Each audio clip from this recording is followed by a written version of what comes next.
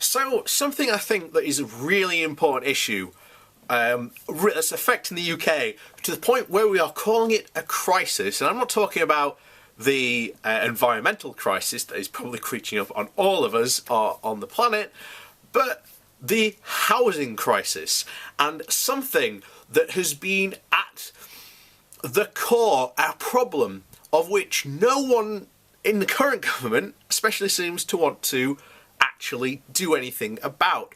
Remember, at this moment in time, the current housing minister is setting a record because he has been in, I can't remember who it is now, but they have been in their position longer than 8 months. That is how much this government has cared about this housing crisis, and they have done nothing. Currently, at this moment in time, the position of this cabinet office seems to be a holding pattern for other potential cabinet members. We haven't got room for you at the moment, but we'll just give you this position and you can do sort of nothing with it. Now, if you take and accept that the UK currently is, as it is very often described, a housing crisis for 2 reasons. And we are in this for 2 reasons. First of all, the government hasn't been building enough houses. Simple as. Number 1, primary reason.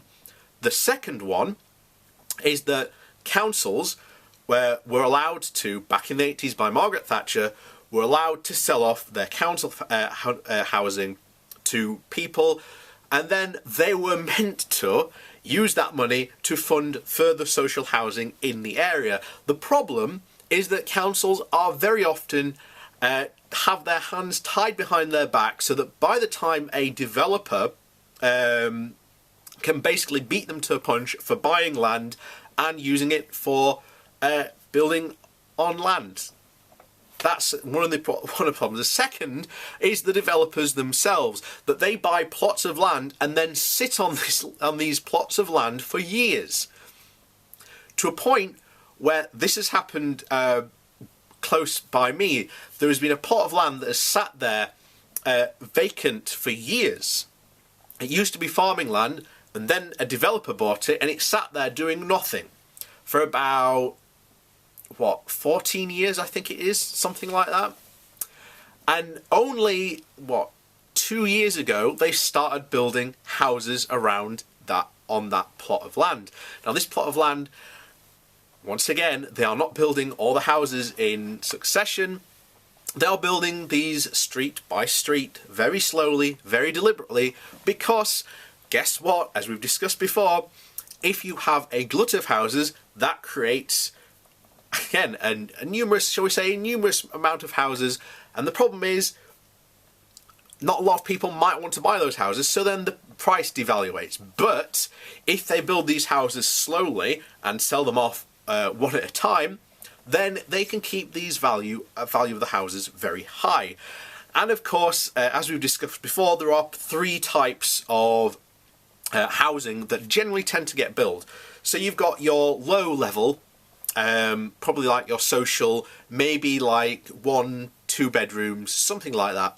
Generally tends to be the start of what a lot of people used to get for their first house. Then you have sort of the middle of the range. That's when you move up to 3 to 4 bedroom houses, and then you get sort of the top end range, and so on and so on. The problem is that developers don't like to build what we call tier 1 housing. It tends to be not that profitable unless they can build them in large enough numbers, which they very often can't because there isn't the land available to do that, so they can't build them. So they prefer to build the middle of the road. Now, why not the top end? The problem with the top end is that they are very expensive, and very often they will sit empty before anyone actually goes and buys them. So developers will always tend to go for this middle of the road problem. And that's, I hope sort of that gives a brief overview of sort of the housing crisis and where we are. And there are other factors that are developing into this crisis, But hopefully that gives you a brief overview where we are and what we're going to talk about today. And that is the problem of landlord shenaniganry. Because this gets to be so stupid. Now, I really hate landlords. I've got nothing against them. I just think that someone holding titles of land where someone could live perfectly freely, and by the way, landlords themselves drive up the price of housing deliberately, so that's again another problem. So we have this problem of people will go in and they will buy these low-level houses that we talked about. The problem is that they then jack up the potential rent on these houses to ludicrous amounts. So you might be paying £600 to £700 a month to rent basically a 1 to 2 bedroom house. That is ludicrous. And remember, if you're renting, that's money that could be going to maybe paying off a mortgage, or maybe saving up for another new house so you can take your next step up on the property ladder. Or, you know, there's all these potential things it could be going to rather than in someone's back pocket. And I would much rather tenants kept that money so that they can spend it on food, you know, because that's one of the other problems that leads into this housing crisis as well. So then they have to then rely on food banks, and you can see where this problem goes. It's just it's a constant cascade of things. Of one problem then creates another problem that creates another problem, and it just cascades. And the more you look into the housing crisis, the more you realise these problems. But there is one massive issue at the moment, which is I just can't believe they're doing this. So you've then got your standard landlord who basically goes, this is the property, you rent it at this price, you know, Bob's your uncle, you rent it, that's it. Okay, job done. What we're talking about today is this ridiculous scheme that a lot of these property management companies are pushing, and, you know, like top tier property professionals who are basically telling you, look, you can live your truly dream life if only you get into property. It's the fastest way to create, you know, financial freedom. And they give all these people all these promises without realising the potential problems these cause down the line. So what are they pushing? Well, they've got this new thing called rent to service accommodation. Oh boy, we have to get into this. So this takes two tracks. The first of all is the serviced accommodation angle and the rent to serviced accommodation angle. So a serviced accommodation is what they describe it in their own words as Airbnb. You buy a property and then you don't rent it out to someone, you put it on Airbnb. So now you have a property from a landlord who is getting, again, a decent amount of money from putting it on Airbnb, and instead, when this house could be filled all the time by just letting someone maybe rent it for a fair price, or even more, it be actually on the market so a first-time buyer can actually come and buy that house themselves. Of course, no. They think, I'll tell you what, I'll let it be occupied maybe like 6 weeks of the year for an inflated price. You see this in a lot of tourist cities. This is starting to really take off. Edinburgh, it's a current scourge in Edinburgh, around there. You have all this stuff, and they shouldn't be allowed to do this. This is ridiculous. And then it gets even more stupid when you go into these things, because you may remember, we called this rent to service accommodation. What some of these landlords are pushing is, you go to a private landlord, you rent their property, you then set it up as a serviced accommodation property to then sell out for periods of time, which So in this chain, just to make sure that you've got it, there's a landlord with a property. He then rents this property to another landlord.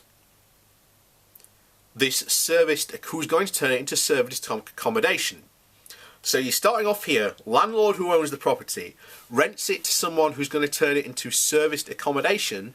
They then sell it to someone who, well, they don't sell it, they rent it, they rent it to someone who's only going to be there, 1, 2, 3 weeks at maximum.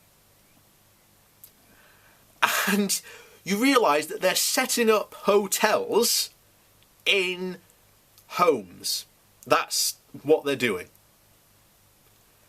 And this is the new fad in the property market at the moment. And this is only going to make the housing crisis worse. There is no way in hell these people should be allowed to do this. And it's just getting worse and worse and worse. And we are in a housing, as I've said many times, housing crisis. We are going to lurch into a housing disaster if we are not careful.